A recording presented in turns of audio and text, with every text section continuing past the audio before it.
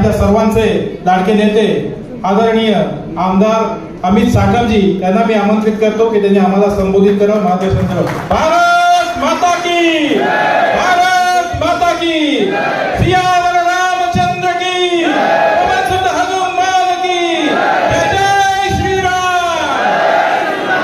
भारतीय जनता पार्टीचा जय हो, भारत माता की जय, भारत माता की, भारत माता की, भारत माता की, वंदे वंदे वंदे। मंचावरती उपस्थित मुंबई भारतीय जनता पार्टीचे उपाध्यक्ष आचार्य पवन त्रिपाठीजी,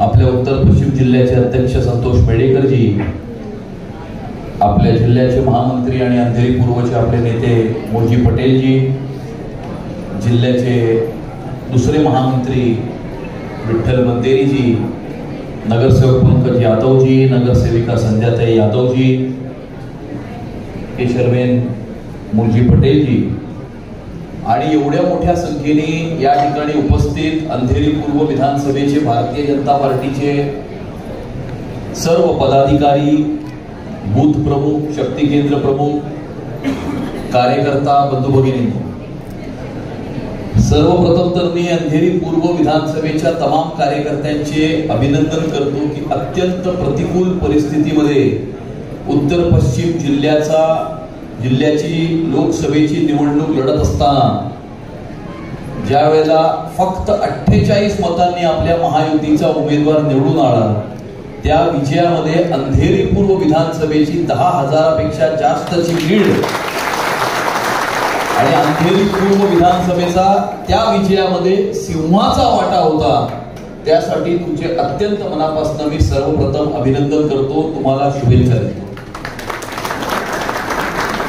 मुर्शीबाईंनी सांगितलं की आपल्या संपूर्ण मुंबई शहरामध्ये जिल्ह्याची कार्यकारिणी, मंडलाची कार्यकारिणी, अशा प्रत्येक युनिटच्या कार्यकारिणीच्या बैठका या सुरू होणार आहेत आणि त्या बैठकांमध्ये सुद्धा अंधेरी पूर्व विधानसभेने लीड घेतली आणि मुंबई शहरातली पहिली बैठक आज या ठिकाणी अंधेरी पूर्व मंडळामध्ये होत आहे।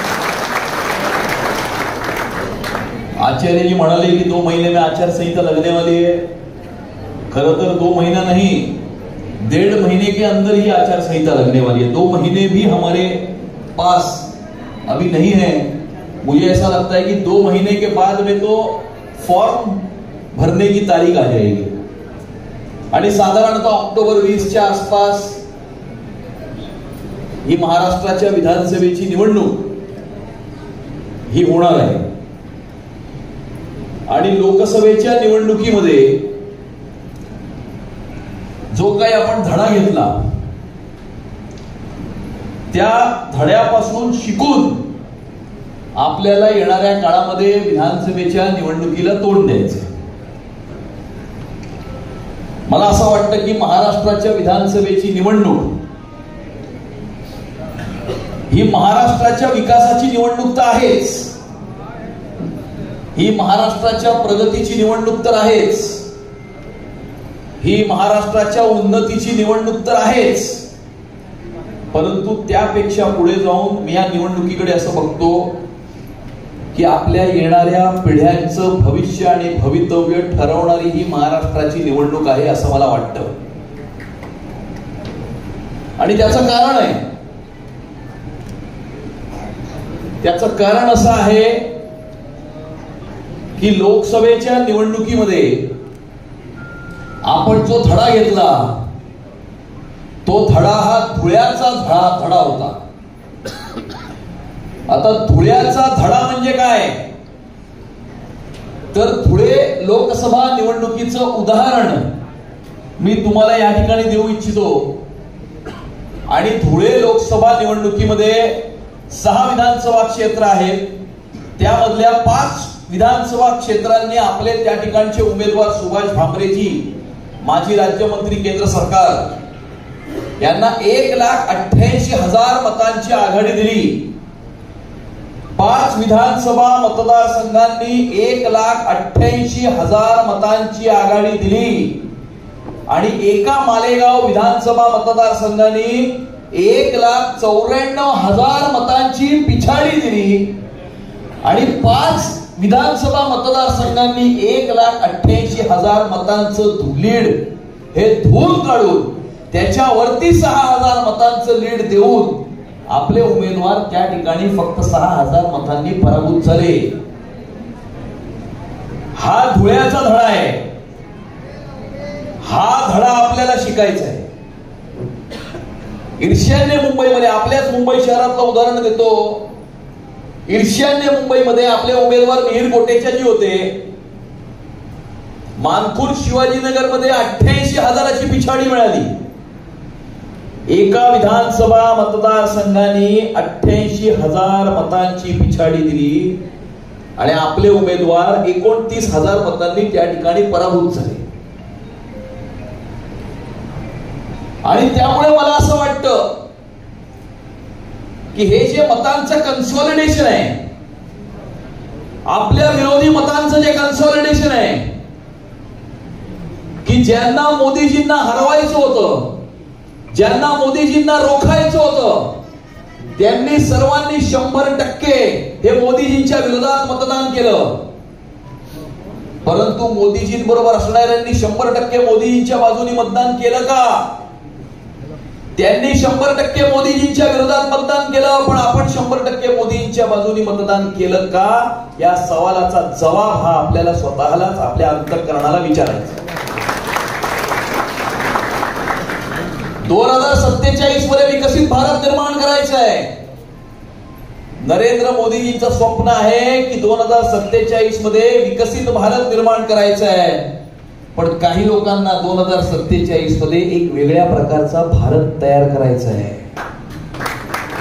आणि तो वेगळ्या प्रकारचा भारत तयार होण्यापासून आपल्याला रोखायचा आहे. आणि म्हणून ही निवडणूक महत्वाची आहे. ही निवडणूक ही जलयुक्त शिवारची निवडणूक आहेच, ही अटल सेतूची निवडणूक आहेच, ही लाडकी बहीणची निवडणूक आहेच, ही कोस्टल रोडची निवडणूक आहेच, ही मेट्रोची निवडणूक आहेच. परंतु आपल्या येणाऱ्या भविष्यातल्या पिढ्यांना सुरक्षित करण्याची ही निवडणूक आहे.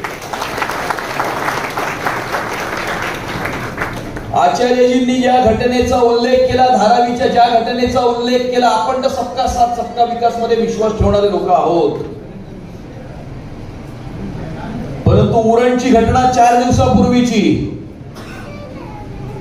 2 दिवसापूर्वीची धारावीची घटना, ह्या सगळ्या घटना त्याच फेक नरेटिव्हचा किंवा त्याच कन्सॉलिडेशनचा एक भाग आहे. आणि त्यामुळे मुंबई आणि महाराष्ट्रासह हिंदुस्थानच्या भोवती घोंगावणाऱ्या हिरव्या वादळाचा पराभव करण्याची क्षमता जर कुणात असेल तर ती फक्त आणि फक्त भारतीय जनता पार्टीच्या कार्यकर्त्यामध्ये आहे.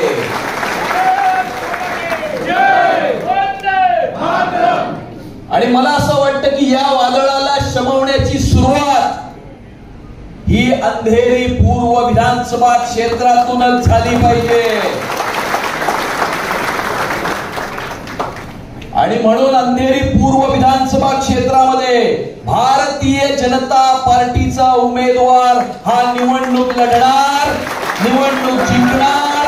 कमळाच्या चिन्हावरती भारतीय जनता पार्टीचा उमेदवार या ठिकाणी निवडणूक लढून, निवडणूक जिंकून अंधेरी पूर्व विधानसभा क्षेत्रातून कमळाच्या चिन्हावर निवडून आलेला महायुतीचा उमेदवार त्या ठिकाणी महाराष्ट्राच्या विधानसभेमध्ये जाऊन बसणार.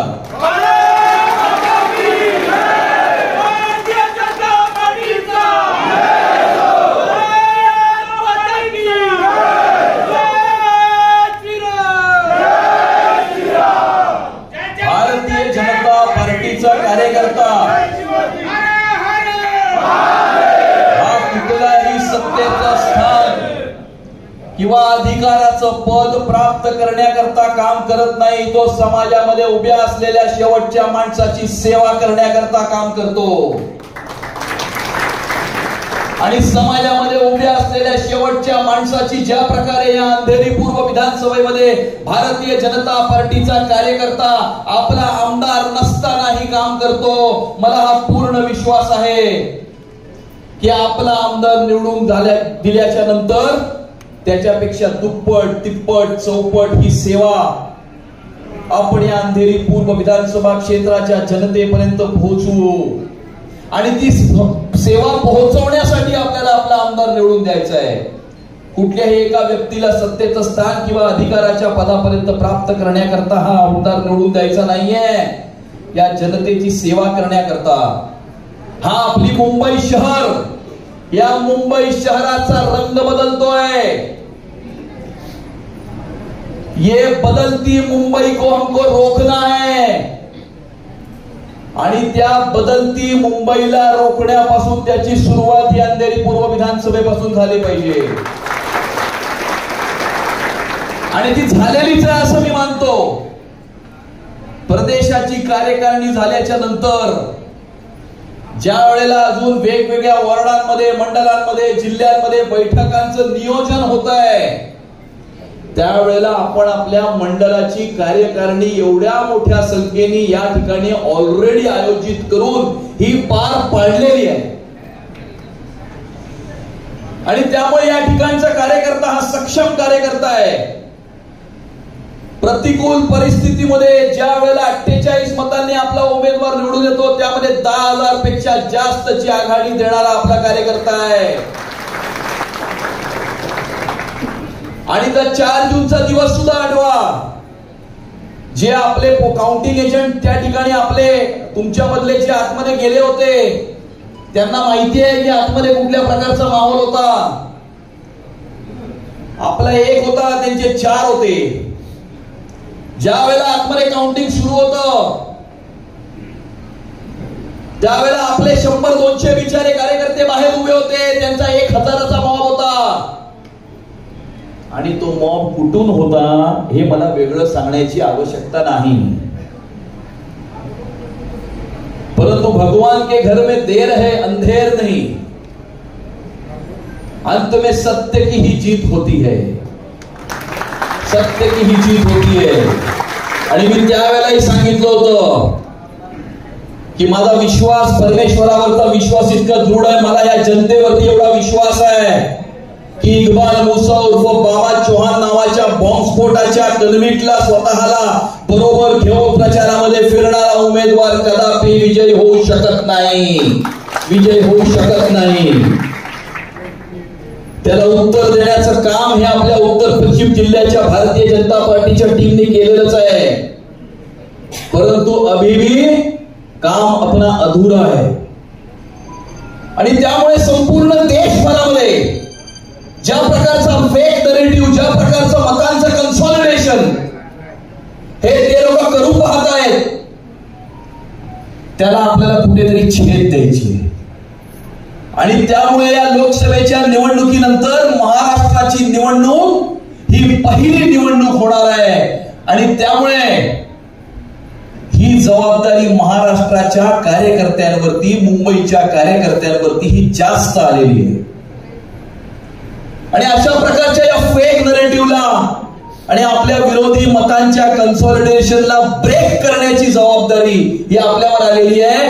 पूर्ण देशभरातला भारतीय जनता पार्टीचा कार्यकर्ता फार आशेने आपल्या सर्वांकडे पाहत आहे. आपल्याला त्याला नाराज करायचं नाहीये. आणि त्यामुळे 2047 मध्ये विकसित भारत निर्माण करण्याकरता, दुसरा भारत निर्माण करण्याकरता नाही, या देशामध्ये अजून 2 राज्य अशी आहेत ज्यांची डेमोग्राफी ऑलरेडी चेंज झालेली आहे. देशाचं उदाहरण सोडा, फ्रान्स मध्ये बघा काय चाललंय, लंडन मध्ये बघा काय चाललंय, जर्मनीमध्ये बघा काय चाललंय.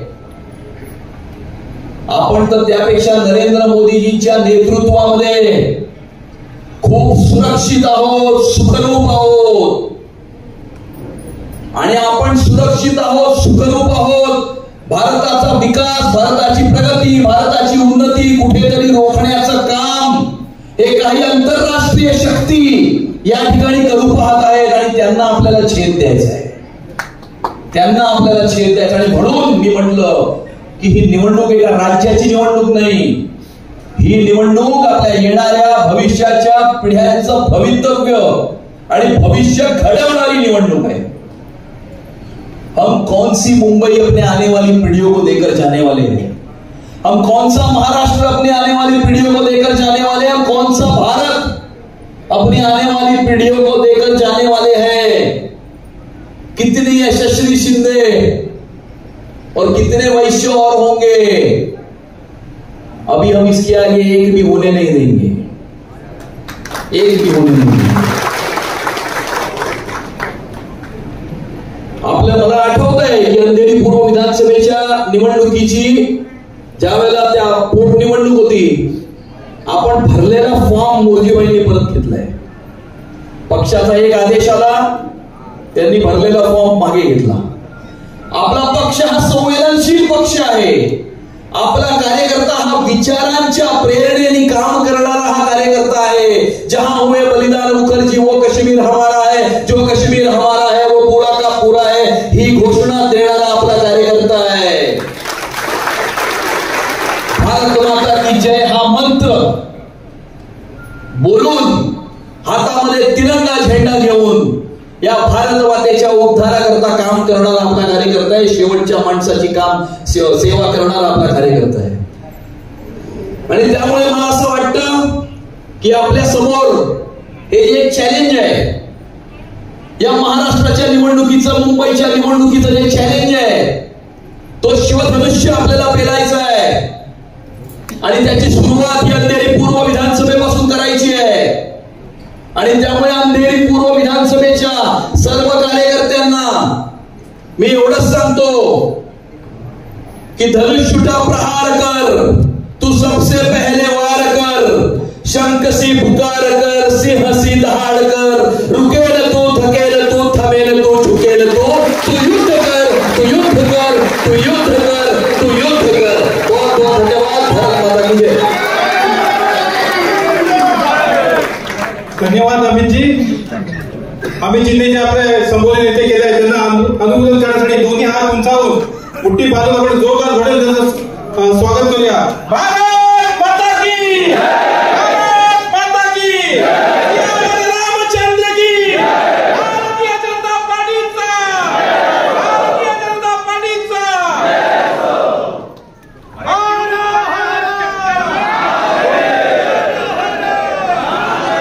हा जोरदार उत्साह आपण आणखीन पुढे नेऊ आणि अमितजींना आपण शब्द देऊ की आपल्याला फक्त इथे संधी द्यावी, आपण या संधीचं सोनं करू आणि भारतीय जनता पार्टीचाच आमदार निवडून देऊ। खूप खूप धन्यवाद। यानंतर राष्ट्रगीत होईल, त्यानंतर आपल्या सर्वांसाठी ते भोजन पण आहे।